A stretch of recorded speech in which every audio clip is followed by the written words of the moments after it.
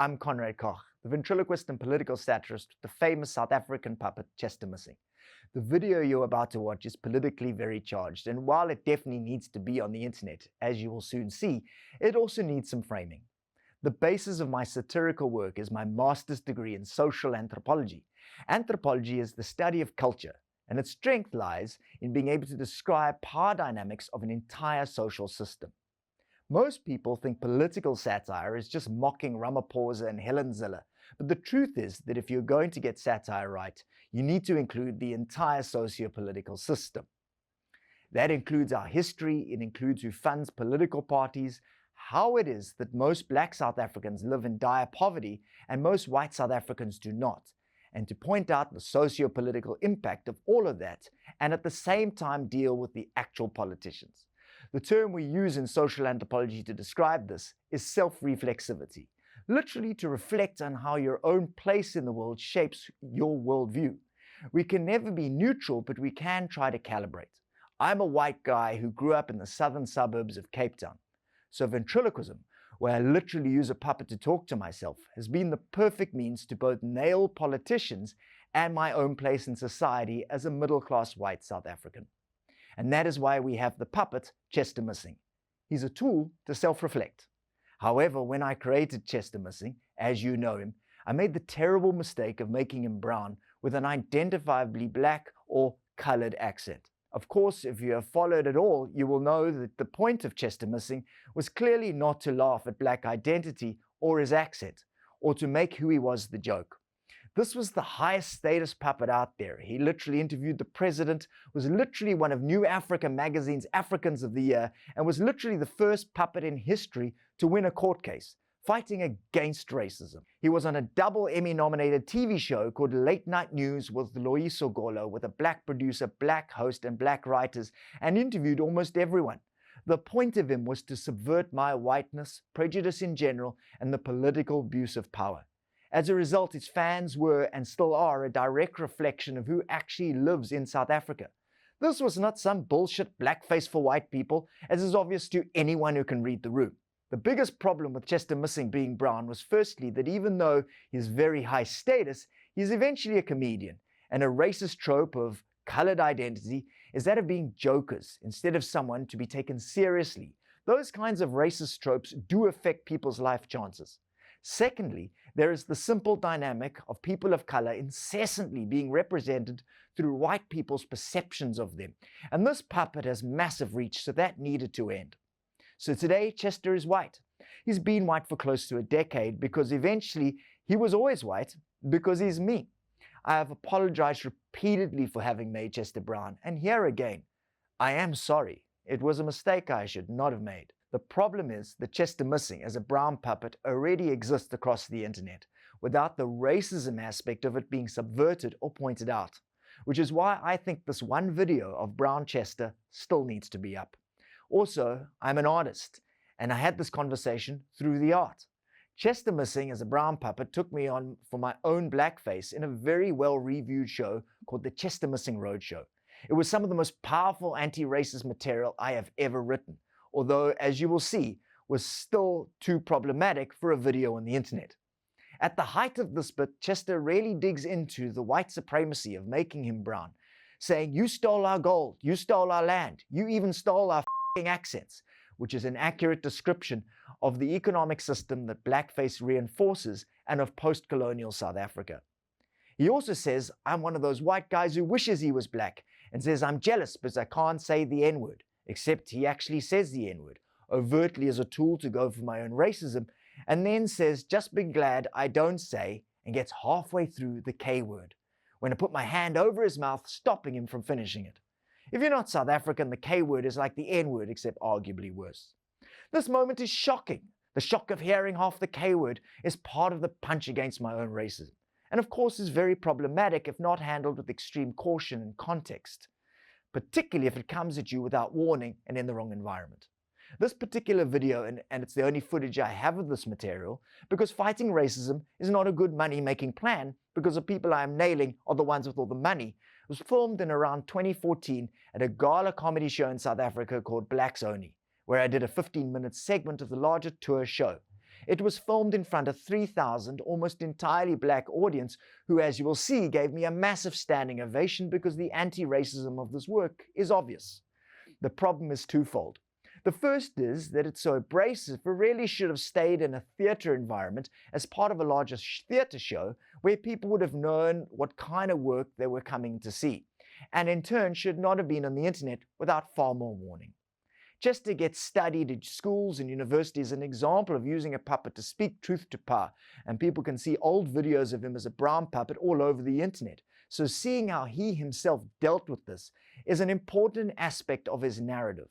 So the video needs to be up. But I've added this description and warning and of course beeped out the most problematic bits. The fight against racism is not something any of us are ever out of, and I'm completely part of that. I get up each day and try to be a little less racist, and hopefully this is a step towards that.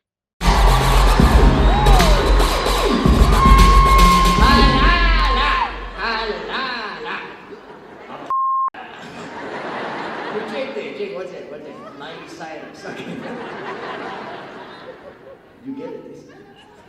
It's so you got it straight from Kasati. What? It's always on a go slow. You're the one who benefited from apartheid. What do you call a white guy who didn't benefit from apartheid? An albino. Okay.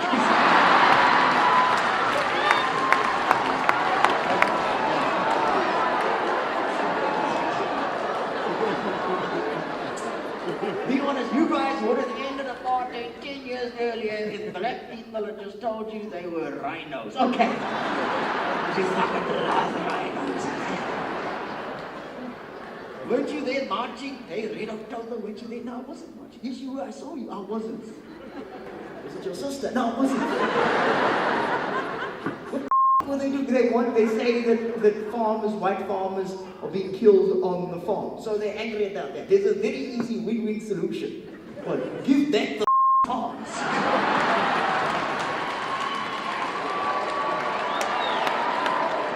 You're gonna piss off the right wingers. I don't care. You're the one they're gonna shoot.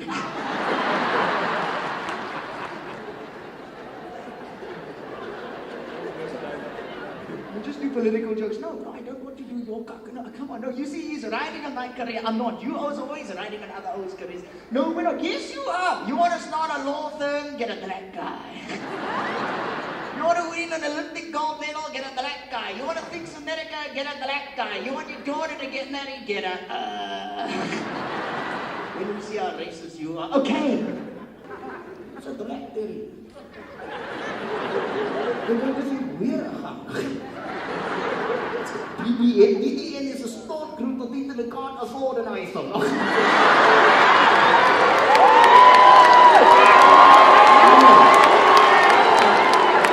It's my phone. It's a calculator with a SIM card. Okay. You think that South Africans will ever get over race? No. We'll get over race that white people convince their dogs that non-racialism is a good idea. Those dogs in Sandton don't know. Okay, we'll get over race that black people start treating colored people like they're not black enough, and the colored people start acting like they're only black and they're trying to get a job. Okay. I don't see color, then exchange your dress set. Alright, just. Did you benefit from apartheid? Yes. Did you? Yes. Did you ever live in a shack? No. So you having an opinion on non-racialism is like Michael Jackson having an opinion on childcare. Okay. It's like Steve Hoffman getting manager license like KFC selling salad. KFC does sell salad. Yes, and it's cock.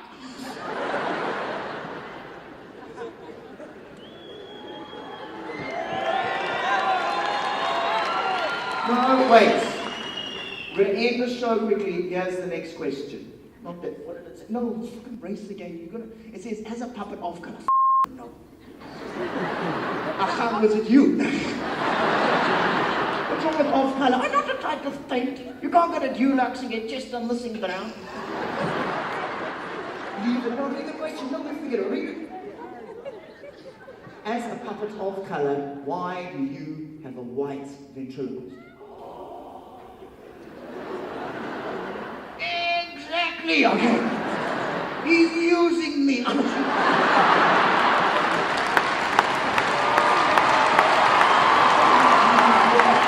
Listen,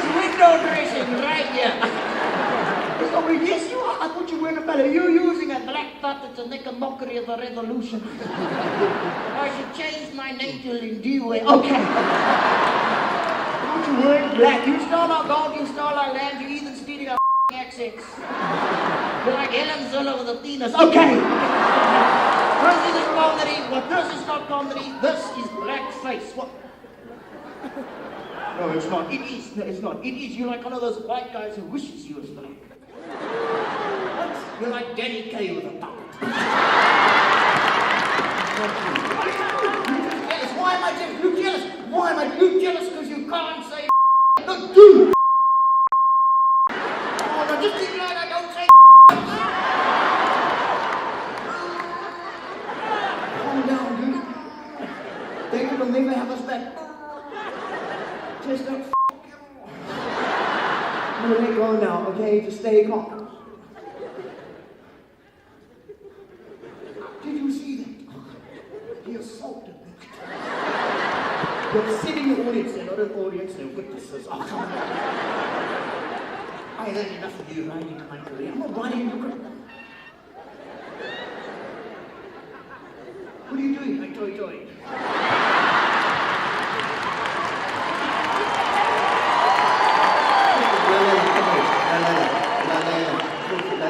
Don't talk to me, talk to my union. There's no union for puppets, it's a union for dummies. What? They call themselves Corsart. Okay, we're going. No, you can't do this! Help! Help!